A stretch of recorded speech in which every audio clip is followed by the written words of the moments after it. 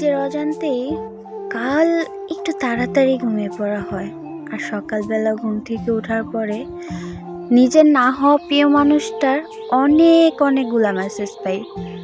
আর তাতে লেখা ছিল, ঘুমাই গেছো কি, একটু কল দাও না আমারে, মিস করতেছি, অনেক অনেক মিস করতেছি। সত্যি তোমারে অনেক ভালোবাসি, নিজের থেকেও অনেক বেশি। তারপরেও কেন জানি তোমার কাছে অনেকটা পর হয়ে গেলাম। এতটা পর কখনো হতে চাই নাই। তোমারে তো অনেক রিকোয়েস্ট করছিলাম, তুমি কোনোটাই রাখলা না। পারলে লাস্ট একটা রিকোয়েস্ট রেখো।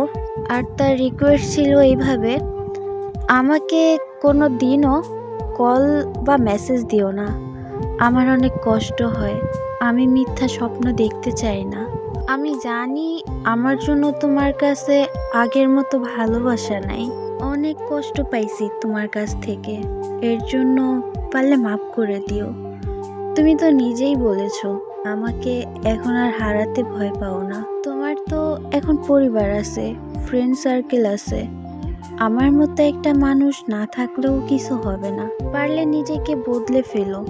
যদি কখনো আমাকে ভালোবেসে থাকো, তাহলে আমাকে ছাড়া নিজেকে আমার মতো করে গড়ে নিও। আর আমি জানি তুমি চাইলে পারবা, কারণ তুমি আমারে কোনোদিন হলেও ভালোবাসছিলে। আমি তো একজন দায়িত্ববান পুরুষ হতে পারলাম না, আর হয়তো পারবো না। সব কিছুর জন্য সরি, পারলে মাফ করে দিও।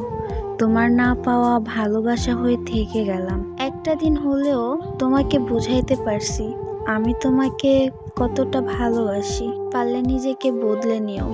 আমি জানি না সমস্ত কথা রিপ্লাই কিভাবে তোমারে দিব, তবে তোমার অজান্তে হয়তো আমিও তোমারে অনেকটা ভালোবাসি। তবে তুমিও আমারে মাফ করে দিও। সবটার জন্য আমি সত্যিই দুঃখিত।